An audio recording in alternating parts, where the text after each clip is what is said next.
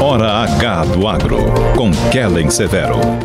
Olá, sejam muito bem-vindos ao Hora H do Agro, um programa onde discutimos e analisamos os temas que mais importam para o agronegócio brasileiro. Lula faz primeira viagem internacional após tomar posse. Na Argentina, fala em moeda comum com o Brasil e diz que BNDES pode financiar obras de gasoduto argentino. No Uruguai, defende acordo comercial entre Mercosul e China, mas diz que prioridade é o tratado com a União Europeia. Na política, parlamentares brasileiros elegem na próxima semana o presidente da Câmara e do Senado. Nós vamos entender os efeitos da composição do Congresso para pautas do agro que aguardam análise e mais a governabilidade de Lula nas duas casas. Crédito Rural. BNDES reabre linhas de financiamentos após suspensão por falta de recursos. E no cenário internacional, Estados Unidos e Alemanha vão enviar tanques de combate à Ucrânia em uma sinalização de que a guerra pode entrar em uma nova fase. Vamos avaliar os riscos geopolíticos para os mercados de agora em diante. E tem mais. Índia desbanca China e se tornará o país mais populoso do mundo. Tudo isso e muito mais a partir de agora, no Hora H do Agro, que já está no ar. Nesta semana, o presidente Lula realizou a primeira viagem internacional após tomar posse. Ele escolheu a Argentina como o primeiro destino. Além de encontrar o presidente do país, Alberto Fernandes, ele também participou da cúpula que reúne chefes latino-americanos e caribenhos. Na Argentina, Lula disse que estuda um projeto de moeda comum com a Argentina, com a América do Sul também, para transações financeiras e comerciais. Ele também defendeu que o BNDES financie obras de um gasoduto para transportar gás natural da Argentina ao Brasil e anunciou que vai usar o Fundo de Garantia e Exportação para oferecer linhas de crédito de bancos privados e públicos para que importadores argentinos comprem produtos brasileiros. E mais, Lula também esteve nesta semana no Uruguai, onde ele encontrou o presidente do país, Lacalle Pou. Lula falou em acordo Mercosul e China, em uma sinalização de que não aprova as tratativas do Uruguai de tentar fechar um acordo bilateral com o país asiático.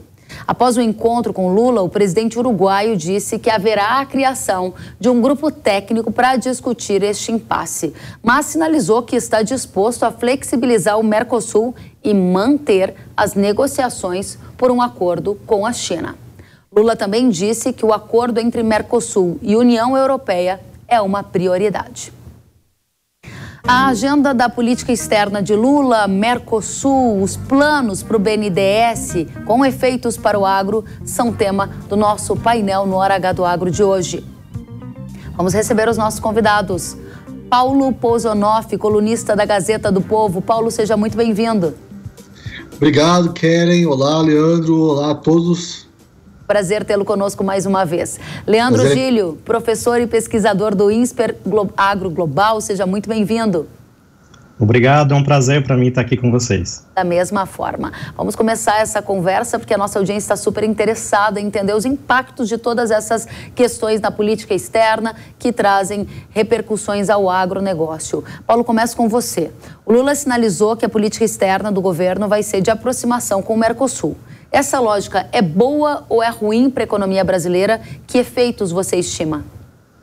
Não, há muito tempo, Kellen, eu venho dizendo que o Mercosul é uma âncora, né, que mantém o Brasil não exatamente parado, mas ali se arrastando mesmo nesse oceano todo aí do comércio internacional. É um grande entrave, existem aí questões ideológicas de fundo, até para a criação desse Mercosul lá atrás, mas eu sou mais ali do time do presidente do Uruguai, que é alguém que está preocupado com os interesses do país, que vê o Mercosul como um entrave muitas vezes e que decidiu ter os interesses do país como prioridade. Veja só que essa confusão toda, né, sobre a moeda comum, logo no fim de semana anterior, se falava muito sobre isso, se discutiu muito isso, esse anúncio feito meio que atropeladamente aí pelo Lula, também, obviamente, o Alberto Fernandes encampando essa ideia absolutamente esdrúxula. E no domingo mesmo, eu fui pesquisar, né, o que os jornais argentinos tinham a dizer sobre isso, como isso impacta aí o comércio entre os dois países, como isso impacta, de repente, o agronegócio. E foi muito difícil encontrar uma notícia sobre isso.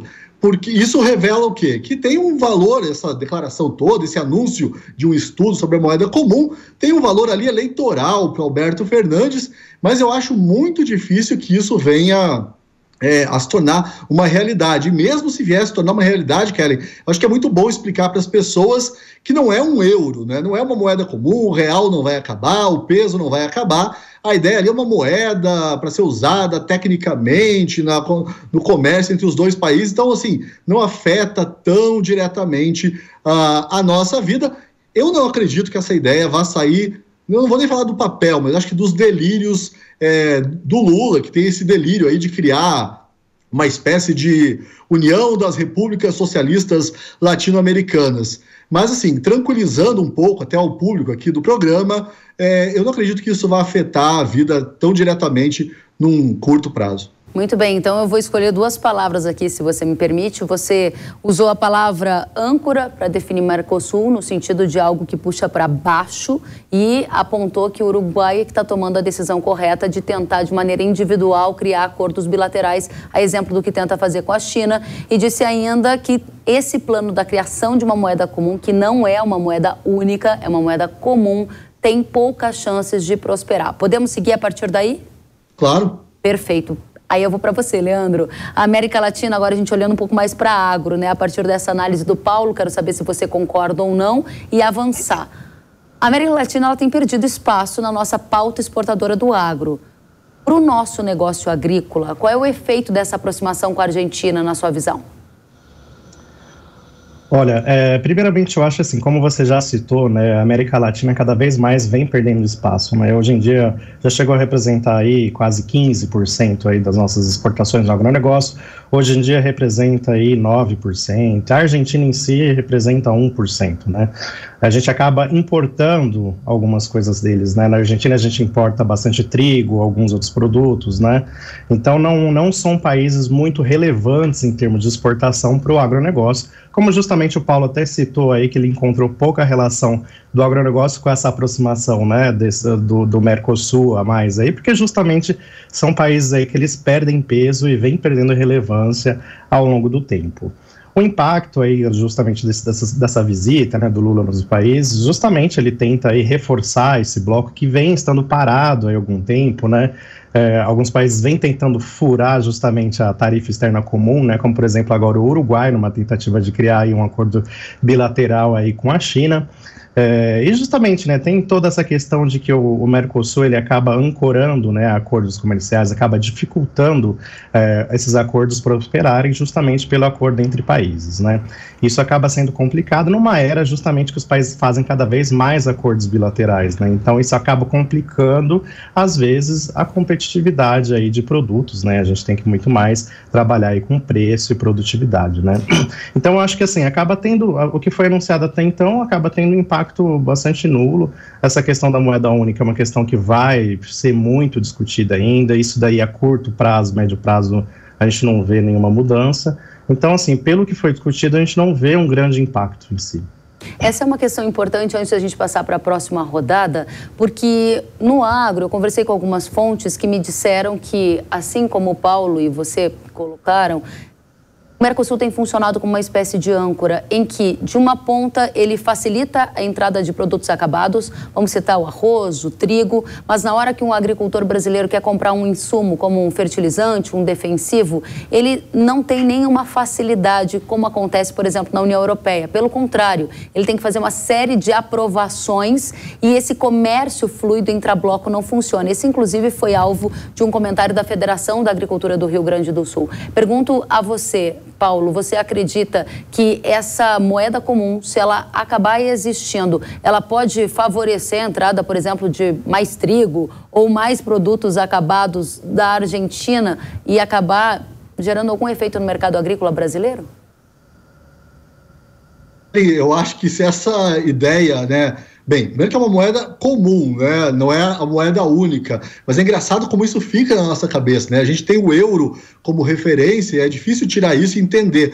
Eu não sei se facilita muito esse comércio. Eu tenho a impressão de que essa visita, Kellen, do Lula, principalmente a Argentina, ela teve um objetivo eleitoral, ideológico e também para o Lula mostrar força aqui dentro muito grande. E aí que eu acho que é preocupante até essa viagem do Lula à Argentina, que é uma certa radicalização até do discurso do Lula. A gente sabe que o Lula já foi presidente 2 vezes, e daí muita gente também louvou os 2 primeiros mandatos do Lula, que foram marcados por um pragmatismo econômico. O que ele disse ali, aquela discussão com o presidente do Uruguai, ressalta muito esse caráter mais radical do Lula terceiro, né, do terceiro mandato de Lula. Isso que eu acho que é preocupante. Veja só, o fato dele privilegiar o acordo Mercosul-União Europeia, que a gente sabe que tem entraves graves ao agronegócio,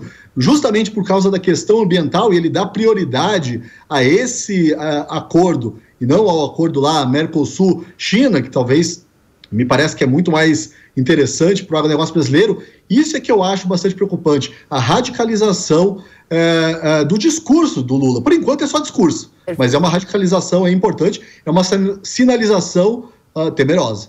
Muito obrigada, Paulo. Leandro, você acha que tem alguma questão que pode atingir mais diretamente o agricultor brasileiro que fica ali tentando entender algum efeito em preço, em oferta de produto estrangeiro aqui dentro, só para ver como essa aproximação da Argentina poderia causar algum efeito? Não, eu acho que o efeito aí é muito pequeno.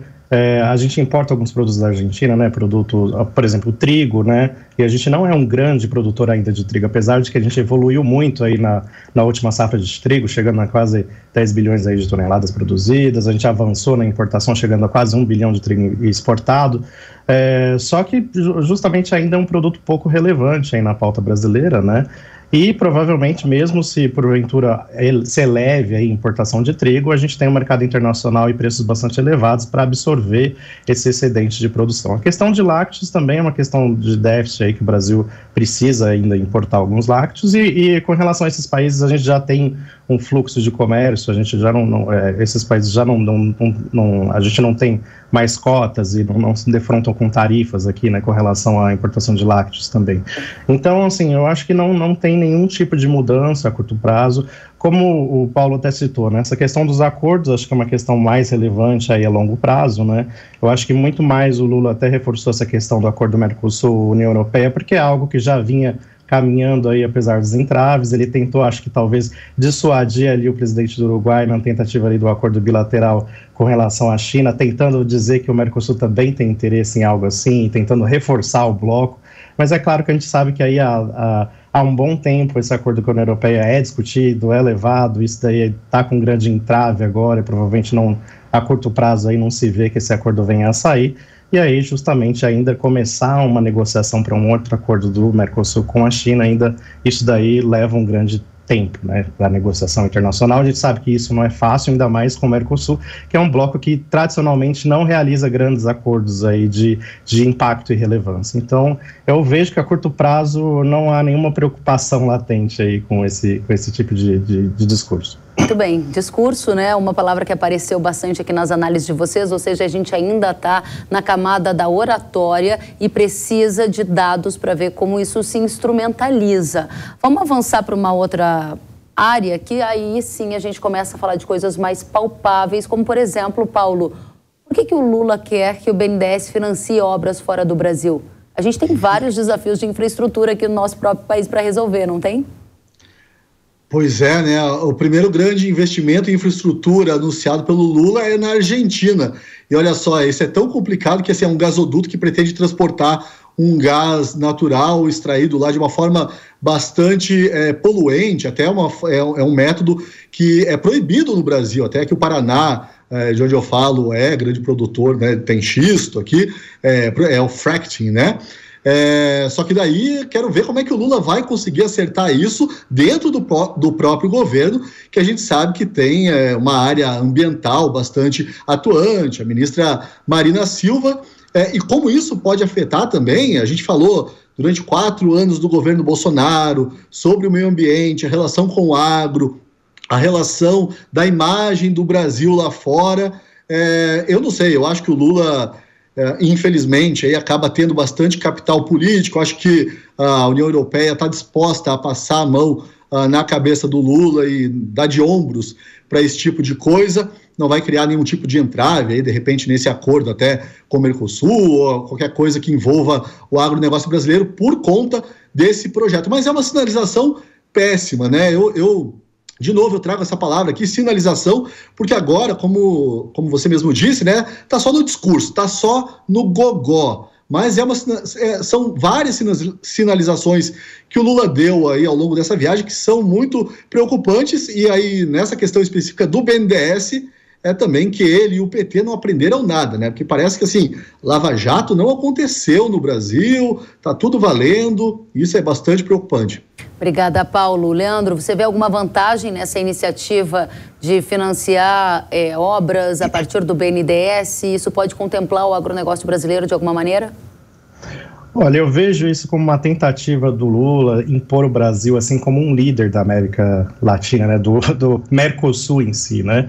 E como ele tenta aí talvez reativar o Mercosul, que o bloco ganhe relevância de alguma maneira, acho que ele justamente tenta aí pensar que os nossos vizinhos ali ganhem algum tipo de vantagem em estar junto com o bloco, né, justamente, e eles tentam aí se impor como um líder aí, né, de levar esse bloco para frente.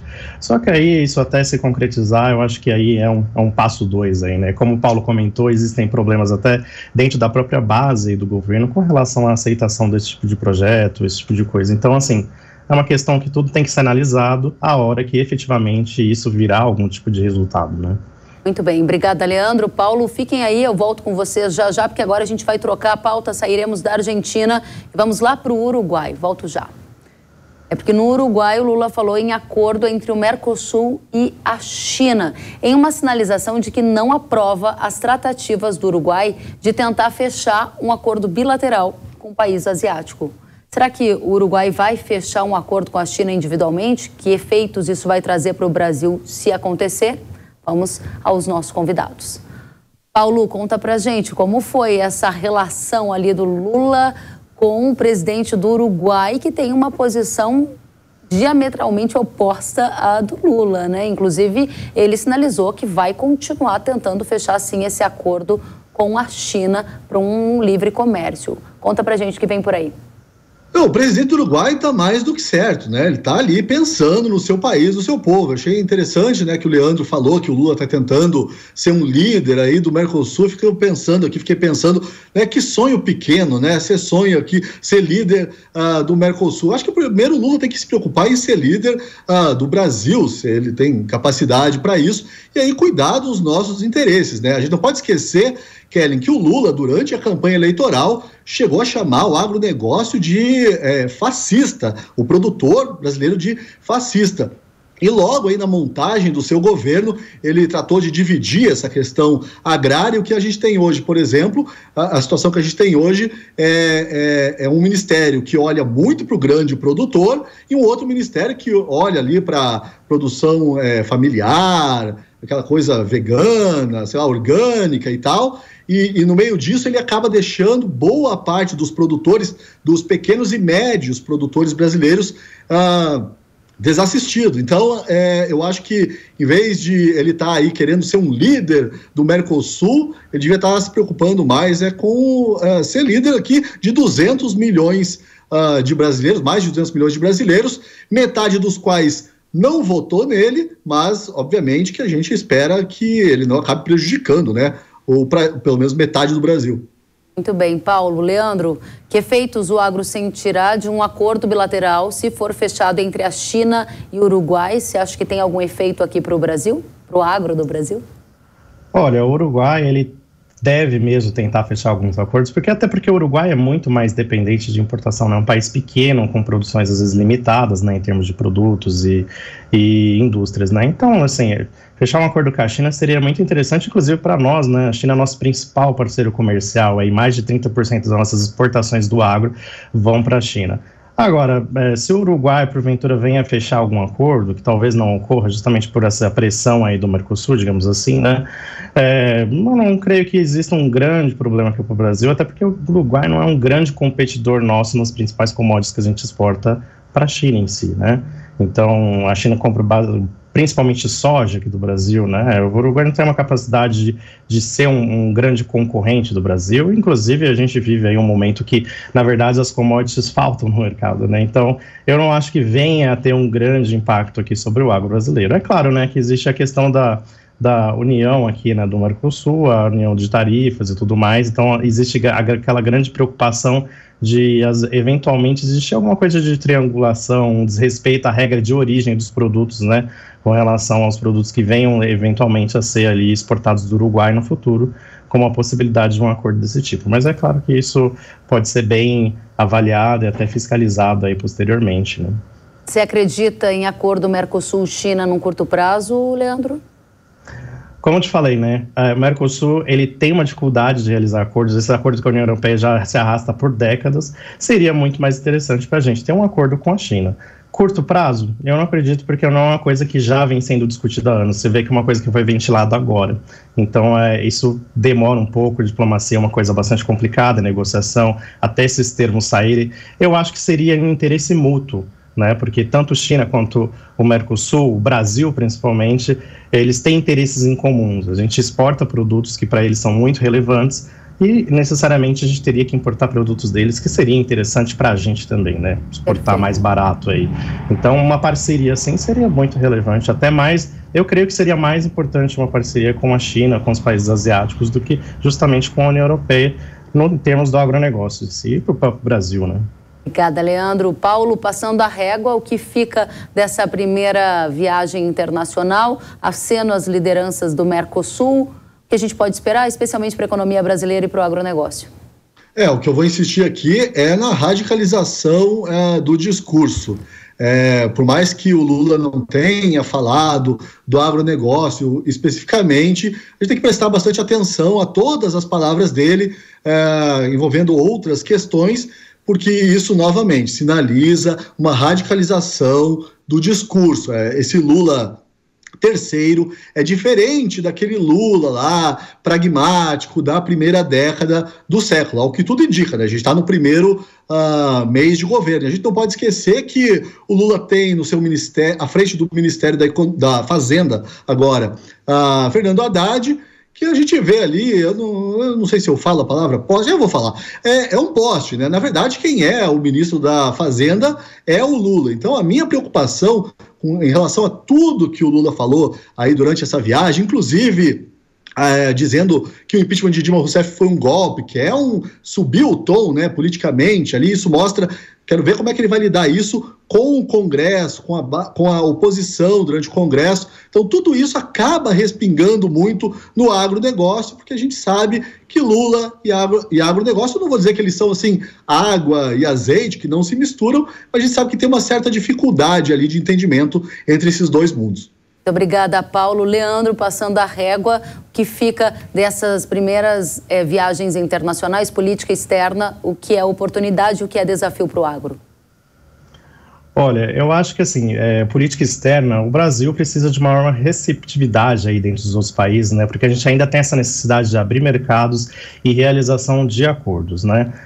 Como o Paulo e eu até comentamos assim, por vezes o Mercosul às vezes cria algumas travas, né? Mas pelo menos essa tentativa aí do Mercosul ter algum tipo de flexibilização, uma tentativa de talvez começar a ventilar um acordo com a China, isso para mim já é algum tipo de mudança de rumo, né? Pensando aí numa alternativa um pouco mais positiva. O que foi dito até agora, eu acho que tem baixíssimo impacto, eu não vejo nenhum impacto a curto prazo no agro brasileiro, eu acho que as exportações aí não vão ser impactadas por possíveis acordos ali com nossos países, ali Uruguai, Argentina, países do Mercosul. Acho que esses países têm cada vez representado menos e não é o principal foco do mercado brasileiro com relação ao agronegócio. Eu acho que isso vai ter pouco impacto a curto prazo. Então, assim, eu não vejo nenhuma mudança significativa e que venha ter um impacto de mercado ainda. Muito bom recebê-los aqui. Paulo Pousonoff, colunista da Gazeta do Povo. Volte sempre, é um prazer tê-lo no Hora H do Agro. Leandro Gílio, professor e pesquisador do INSPER Global Agro. Da mesma forma, uma satisfação tê-lo aqui. Voltem sempre, a gente gosta muito de ouvir as opiniões de vocês. Até a próxima. Obrigado. Até a próxima, um abraço.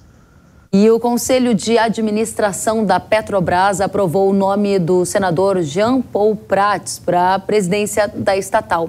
O mercado agora monitora como deverá ser a política de preços dos combustíveis, com congelamento ou não de preço em relação ao mercado internacional. O Centro Brasileiro de Infraestrutura revela que a nova política deve ganhar mais forma após a Assembleia Geral de Acionistas e a escolha do Conselho e da diretoria. Vamos ver. Existe muita especulação ainda no mercado, muitas declarações já foram feitas pelo próprio presidente Jean Paul Prats, assim como o presidente Lula, mas de fato a gente só vai ter um norte, uma ideia melhor assim que essa nova diretoria for composta e o novo conselho de administração da empresa. Mas é importante que nessa nova política, a gente não tenha uma intervenção nos preços, no livre mercado de preços da gasolina e do diesel, inclusive sob pena de prejudicar a competitividade do etanol. Se você cria qualquer tipo de subsídio, qualquer tipo de artificialidade nesses preços, reduzindo os preços sem olhar para o mercado de etanol também, o etanol perde competitividade perante a gasolina, por exemplo. Isso acaba sendo prejudicial não só para os donos das usinas, para quem planta cana-de-açúcar, mas também para o meio ambiente. O etanol é um combustível mais limpo do que a gasolina, um biocombustível, um combustível renovável que tem todo sucesso aqui no Brasil. E esse sucesso precisa ser respeitado com previsibilidade e mantendo a competitividade do energético em relação aos combustíveis fósseis. Então eu espero que mesmo que a nova política de preço, se ela for modificada, respeite essa competitividade, respeite a competitividade do etanol, para que não onere, não desonere a gasolina e o diesel, e o etanol saia prejudicado, como eu coloquei, um combustível renovável e ambientalmente muito mais responsável. Muito bem, e o Conselho de Administração do Banco Nacional de Desenvolvimento Econômico e Social, BNDES, aprovou o nome de Aloísio Mercadante para presidir a instituição. Mercadante atuou como coordenador técnico da equipe de transição de Lula e havia dúvida se ele poderia assumir o cargo por conta de uma restrição descrita na lei das estatais. Mas recentemente o Tribunal de Contas da União considerou não haver restrições para quem atuou em campanhas eleitorais de forma voluntária. Então, ele pode assumir cargos em empresas públicas.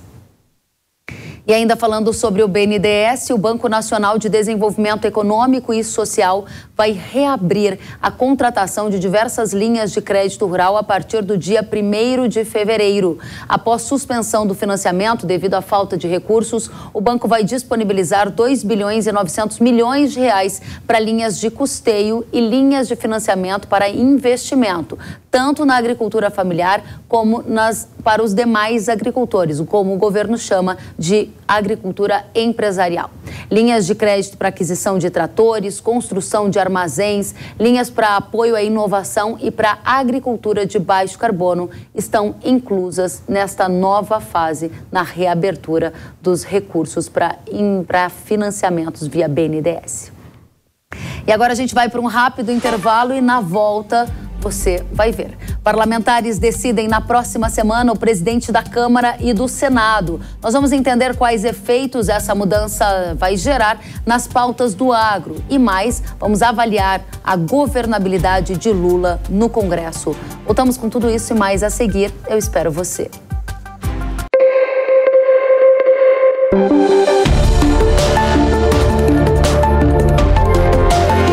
Hora H do Agro, com Kellen Severo. Sabia que o Brasil é um dos maiores produtores de soja e milho no mundo? Esse mercado movimenta mais de 70 bilhões de dólares anualmente e tem muitas oportunidades.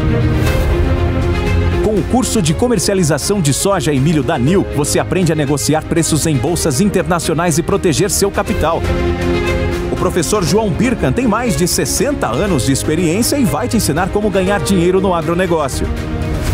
Garantir uma taxa melhor do dólar para daqui a 12 meses. Esse curso é ideal para você que quer trabalhar com trading de soja e milho no mercado financeiro e para você que é produtor e quer potencializar os lucros com sua safra. Ingresse no setor que mais cresce no Brasil. Acesse nilcursos.com.br e inscreva-se.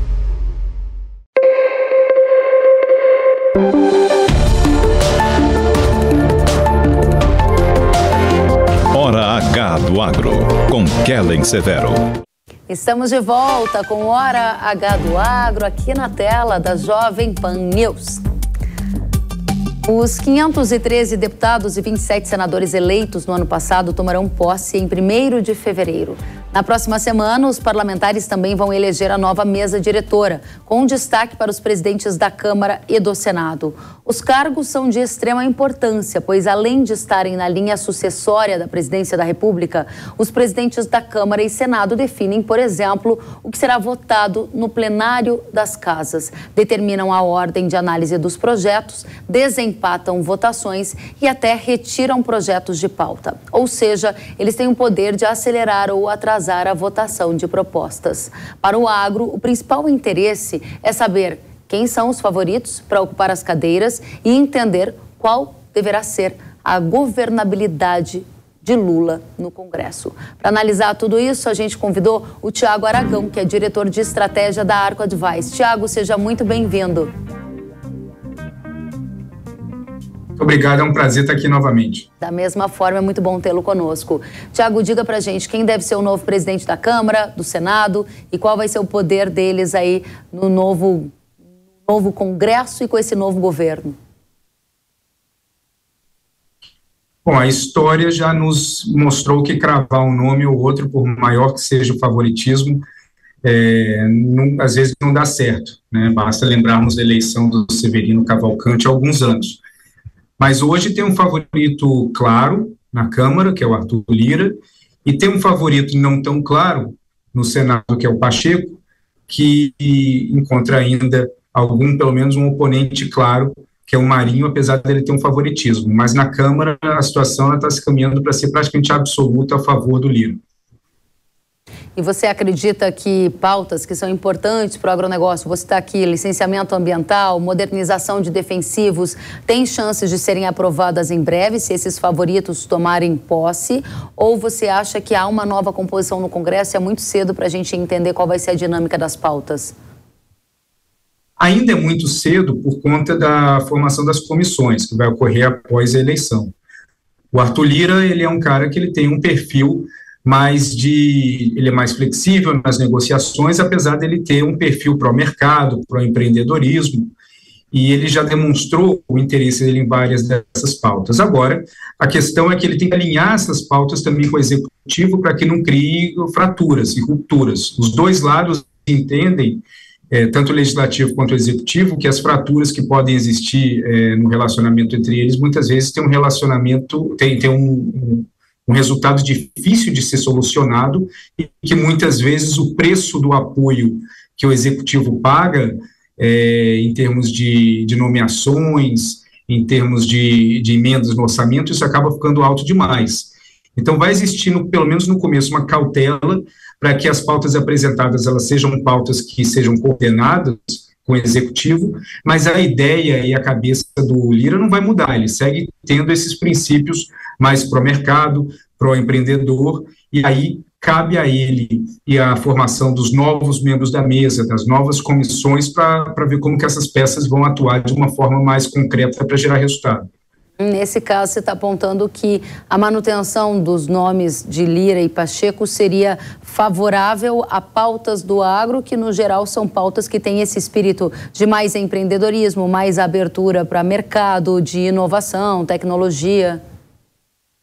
Exatamente, a manutenção do Lira, ela pelo menos garante uma das pontas na ligação entre legislativo e executivo, uma ponta que está bastante interessada em seguir adiante com essas pautas. Por mais que essas pautas elas possam não ser de imediato interesses absolutos do governo, mas elas sempre acabam entrando numa negociação. É importante para o telespectador entender que muitas vezes a negociação em cima de temas que vão ser colocados à votação no Congresso, elas não são baseadas no tema em si, elas são baseadas numa conjunção de fatores. E dentro dessa conjunção de fatores, para o governo que, de repente, tem um interesse muito grande numa pauta específica, ele coloca na negociação uma postura flexível em relação a outras pautas que não são tanto de interesse do executivo. E assim o pacote vai inflando e as negociações elas acabam ficando muito complexas para o público acompanhar, porque elas não se dão necessariamente em cima da pauta em questão, mas sim da negociação das pautas que não estão em questão e o processo para colocá-las em votação. O Lira tendo essa postura e o perfil do Congresso brasileiro, por mais que o presidente Lula venha conseguindo montar uma base aliada razoável, o perfil da nova legislatura é um perfil que tem interesse em seguir adiante com essas pautas. Quando a gente muda para o Senado, isso acaba ficando um pouco mais complexo, dada a natureza do papel do senador e o número reduzido, e aí as negociações elas acabam sendo um pouco mais difíceis, porque você negocia muito mais com o indivíduo do que com bancadas. E as bancadas, elas trazem votos coletivos, mas quando elas trazem votos individuais, no caso do Senado, a negociação e um a um acaba sendo mais importante.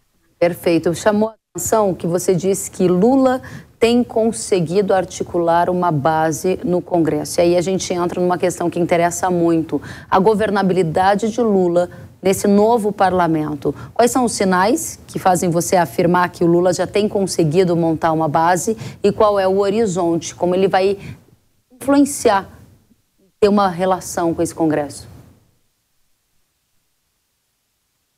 Olha, o Congresso mudou muito desde que o Lula foi presidente. O Congresso ele é muito mais independente, ele tem um controle muito maior em cima do orçamento. Ele já demonstrou, tanto com o presidente Bolsonaro, quanto com a presidente Dilma, algumas poucas vezes com o presidente Temer, mas principalmente Bolsonaro e Dilma, que ele não tem nenhum receio de vetar ou de reverter vetos ou de deixar algumas medidas provisórias caducarem, porque ele quer não só demonstrar sua independência, mas ele tem uma agenda própria. E essa agenda própria do Congresso, ela acaba fazendo com que o Brasil seja um país muito diferente dos outros países da América Latina. É praticamente um parlamentarismo disfarçado de presidencialismo, onde o papel e a última palavra do Congresso tem um peso muito grande. Por isso que é muito comum, e eu falei isso várias vezes durante as eleições, que para o eleitor, o que muda mais a vida dele é o voto para deputado federal do que o voto para presidente da República, porque no fim o processo de tomada de decisão, ele pode não necessariamente nascer no Congresso, mas ele ou avança ou termina no Congresso. E aí que o Lula entende que não vale a pena brigar. E do outro lado, o Lira também entende que não vale a pena brigar, assim como grandes lideranças no Congresso. Então, quando você inicia um novo governo, geralmente tem uma fase de lua de mel, onde os dois lados estão dispostos a buscar entendimentos. Esses entendimentos eles começam a fracassar quando promessas de apoios específicos em cima de pautas, em cima de nomeações, em cima de determinados relacionamentos começam a falhar, e aí que a confiança começa a ficar fraturada. Agora, uma coisa que é interessante é que a base aliada na época do Lula, ela era uma base aliada muito sólida, que ela funcionava basicamente como um grupo leal, independente da pauta e do interesse que o Executivo mandasse ao Congresso. Com o passar dos anos, o Congresso ele passou a ter uma postura muito mais flexível, individualizada em cima de pautas. Então, o Lula ele pode ter um apoio mais amplo em determinados temas e um apoio mais restrito em relação a outros temas. E não há mais o receio, necessariamente, de traição ou de independência de certas bancadas. Então, isso exige um comprometimento muito maior pelo lado do Executivo, que geralmente é a partir da Casa Civil, na forma de cuidar desse relacionamento com o Congresso para garantir que essa elasticidade da base aliada, ela acabe funcionando de uma forma correlata com os interesses, que ela amplie quando há os temas de interesse do governo que sejam aprovados, e o governo também entendendo que ela desinfla em temas que ele não tem tanto interesse. Agora, Thiago, a gente viu a eleição do Congresso e muitas análises, inclusive a gente trouxe aqui no Hora H do Agro na Jovem Pan, de que um Congresso de centro-direita era bom para o agro. Aí você está me dizendo agora que o Lula já tem articulações com esse Congresso. Objetivamente, o que a nossa audiência quer saber é como deve ser essa relação para entender se há um cenário de mais risco, no sentido de pautas que possam passar e atrasar o desenvolvimento do setor, ou não, o Congresso ainda é um Congresso centro-direita e tende a ter uma votação mais nessa direção pró-agro. O que você acha? É muito cedo para dizer? E também qual é o papel das comissões, né, nesse novo ano?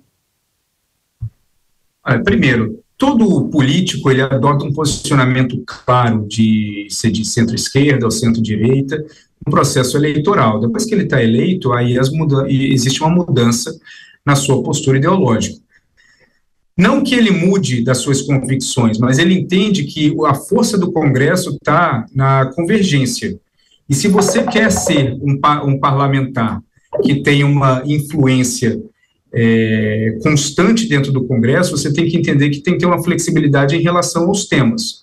E muitas vezes a gente vê parlamentares que eles são de centro-direita em determinadas pautas, mas são de centro-esquerda em outras pautas. E essa variação é muito importante para aquele que está monitorando observar, porque não é um comportamento ou uma frase dita numa determinada situação que revela toda a forma de pensar daquele parlamentar para todas as outras votações. E essa granularidade, essa individualidade, essa flexibilização de posição é o que torna o monitoramento legislativo mais complexo para aquele que está observando de fora.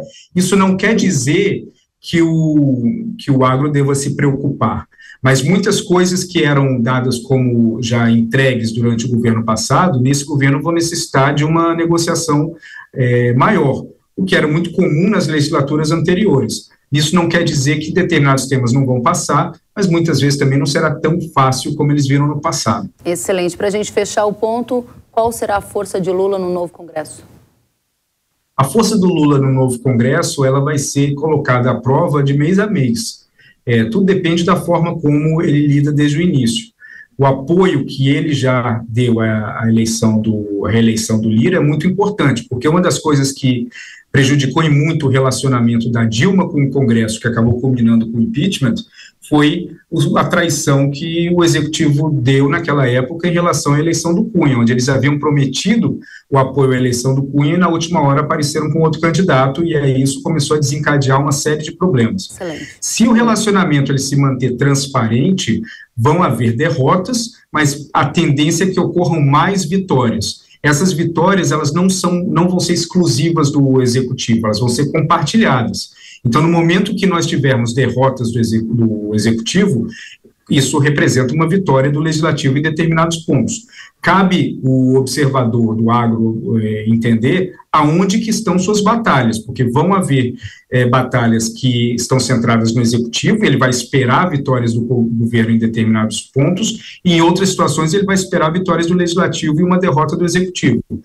Muitas vezes essas batalhas não são públicas, mas a gente percebe elas em cima de outras votações. Quando você tem um presidente da Câmara colocando pautas que não são ligadas ao agro, mas que são contra o interesse do governo, muitas vezes são uma mensagem que está sendo dada para votações futuras que podem sim ser ajustadas e acabar culminando novamente em convergência. Excelente. Tiago, eu volto com você porque a gente vai sair da política nacional e vamos para a internacional com foco em geopolítica um instante só. É isso mesmo, a gente sai da política nacional, vamos para o internacional com foco em geopolítica. A Alemanha e os Estados Unidos anunciaram nesta semana que vão enviar juntos 45 tanques de batalha avançados para a Ucrânia.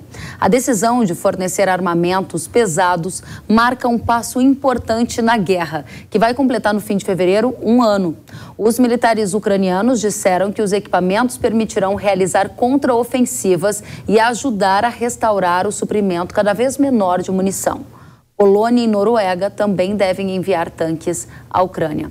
Como resposta, a Rússia lançou uma nova onda de ataques, que teve como alvo a capital da Ucrânia e a região de Odessa, no Mar Negro. Tiago, você é um grande estudioso da geopolítica internacional. A gente está com um olhar voltado para o cenário doméstico e o outro para o geopolítico, para o internacional. A guerra está escalando para outro patamar ou a chance de algum acordo de paz? Eu li alguns colunistas torcendo para que isso acontecesse. Qual das duas opções é a mais verdadeira na sua avaliação? Olha, torcer por um acordo de paz, todos nós torcemos, né? Agora, isso é algo muito difícil de prever, porque acaba não se tratando de uma questão estratégica no campo de batalha e nem necessariamente de uma questão pública no campo da diplomacia. Isso acaba entrando muito no ambiente da psicologia particular do presidente russo Vladimir Putin, porque grande parte dos empecilhos que nós vimos até o momento para uma resolução e um acordo de paz gira em torno dos territórios conquistados. A Rússia quer que a Ucrânia aceite que os territórios conquistados permaneçam em controle russo e os ucranianos, naturalmente, eles não querem abrir mão do seu próprio território porque isso cria uma abertura para que isso ocorra novamente, assim como foi em 2014, quando tomaram a Crimeia. O fato é, a guerra está ficando numa situação, a fadiga dos dois lados está se tornando cada vez mais evidente. Eu conversei com algumas fontes na Ucrânia, nesses últimos dias. Tem uma batalha específica na região de Luhansk, onde você está tendo uma perda de quase 100 a 150 soldados por dia só naquele local de cada lado. O número de mortos acaba sendo muito maior do que os veiculados dos dois lados, porque os dois lados têm interesse em não demonstrar o número real de mortos, e isso acaba também exemplificando como eles estão ficando exaustos com essa situação. Agora, os dois lados são fortes o suficientes para segurar um ao outro, mas eles também não são, eles são fracos o bastante para não conseguir se colocar numa vantagem aberta em relação ao outro. Eu conversando com um general americano que acompanha muito de perto, ele estava dizendo que todas as vezes que você observa que a Rússia ela sai do foco central de ataque, ela inicia outras linhas de ataque fora das linhas de batalha, como, por exemplo, bombardeios específicos, isso é uma busca por ar. Eles estão tentando ganhar algum tempo para respirar. Então, quando você ataca outras áreas, você cria um ambiente de choque na sociedade, no governo, isso dá um respiro para que você mude um pouco o foco do exército ucraniano para que eles possam respirar nas zonas principais. Quando isso começa a ocorrer de uma forma constante, isso é um sinal de que existe fadiga do lado russo, assim como existe fadiga clara do lado ucraniano também.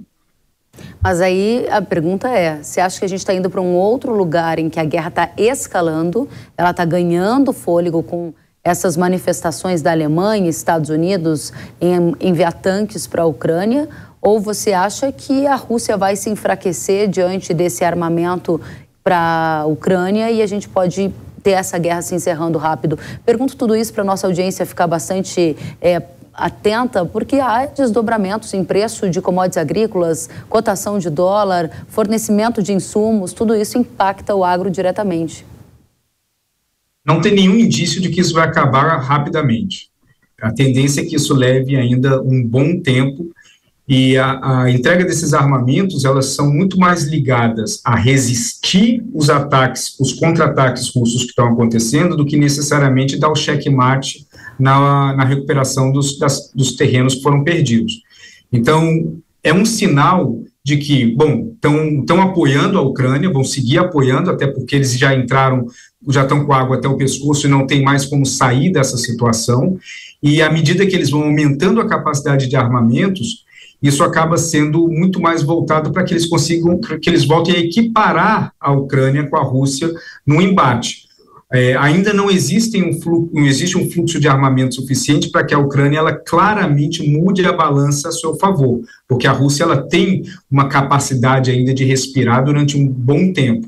Então, todas as vezes que nós vemos novos tanques, novos armamentos, isso é mais um reequilíbrio das forças, o que garante o status quo, que é péssimo, que é a manutenção da guerra, mas não necessariamente que a Ucrânia está tendo uma vantagem ampla que ela vai poder finalizar a guerra num curto prazo. E só para fazer um ponto em relação a isso, a Rússia finalizar a guerra tem mais tendência de finalização do confronto do que a Ucrânia, porque uma vez que a Ucrânia ela recupere os territórios perdidos e ela, de certa forma, ela derrote temporariamente os russos, a Rússia não vai aceitar essa derrota e meses depois, tempos depois, você pode ver uma nova incursão, um novo contra-ataque, e aí fica uma situação que não tem um fim muito claro. O que você está dizendo é que a guerra não termina se a Ucrânia ganhar.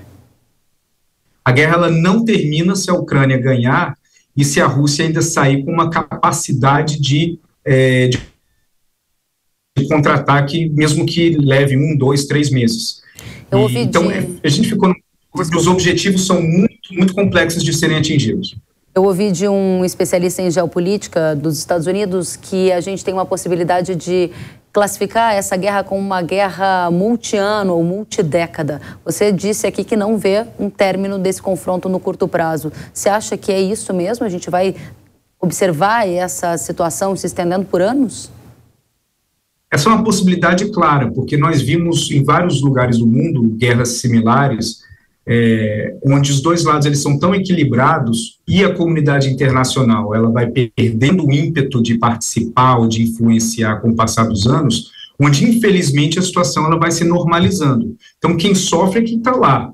Mas a situação se normalizando, como a gente já vê, por exemplo, você tem vários países no mundo que não têm o interesse de se envolver de nenhuma forma nesse confronto, até porque eles utilizam da narrativa de que essas mesmas potências elas não quiseram se envolver em conflitos nas suas regiões. Então, isso abre um espaço muito grande para que isso dure, e a tendência é que, com o passar do tempo, se torne uma guerra mais feia, mais pobre e contínua. Muito bem.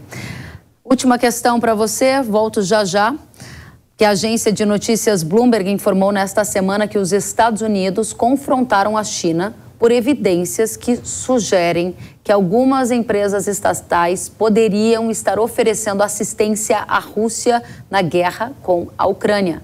A relação entre Estados Unidos e China precisa continuar sendo monitorada, especialmente pelas altas tensões geopolíticas que costumam gerar grandes efeitos em curto espaço de tempo. Tiago, a pergunta é para você. Há risco, neste ano agora de 2023, da relação entre Estados Unidos e China piorar? O que você acha dessa informação que foi divulgada pela Bloomberg? Olha, é muito interessante porque eu participei de uma mesa redonda com algumas pessoas aqui em Washington sobre esse tema. Na parte pública, a gente pode ter alguns indícios de que as coisas estão se acalmando.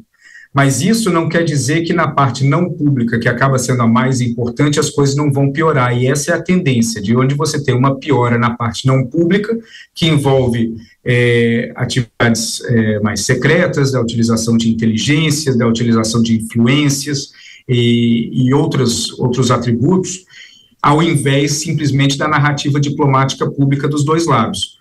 O Xi Jinping, ele entende que, como a crise que ele está lidando internamente em relação ao Covid, não é um momento dele subir o tom publicamente contra o Biden, e por isso que a gente tem visto desde o G20 em Bali uma situação um pouco mais flexível e amigável entre os dois do ponto de vista público, né, apesar de que o que o Biden falou e que isso acontece todos os dias, mas não necessariamente de uma forma mais agressiva que leve a um confronto, mas basicamente é uma questão de ganhar tempo.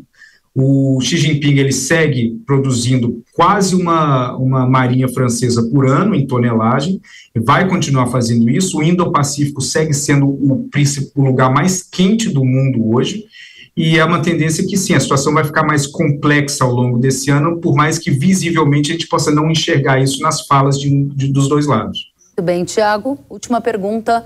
Em relação a 2022, comparado a 2023, o eixo do que hoje tem maior potencial de impactar o agronegócio brasileiro saiu da geopolítica internacional por essa sensação de normalização até que você colocou e veio para a política doméstica, ou não? A gente tem essas duas questões muito equilibradas ainda para 2023?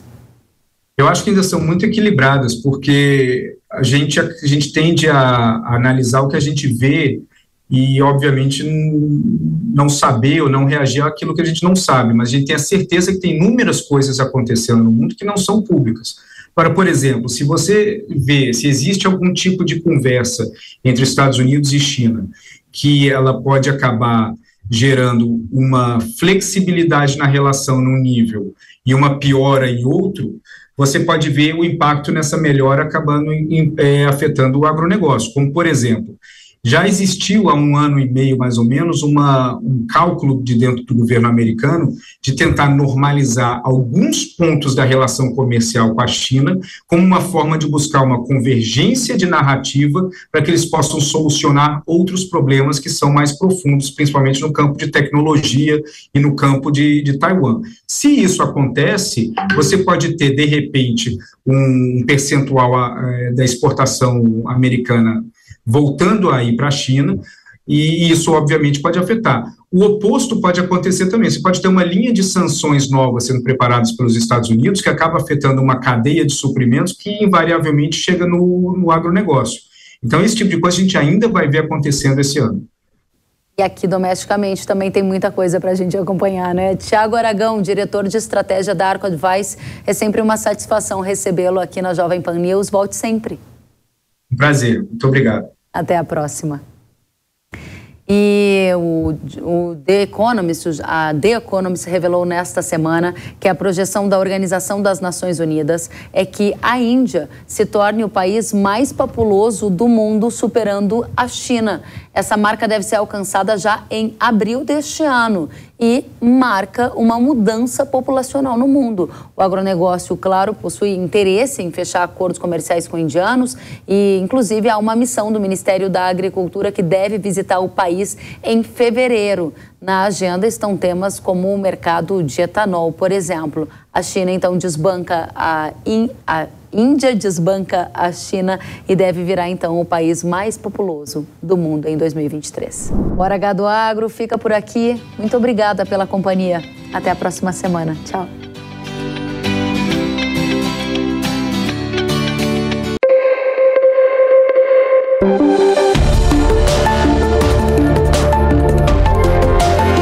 Hora H do Agro, com Kellen Severo. Realização Jovem Pan News.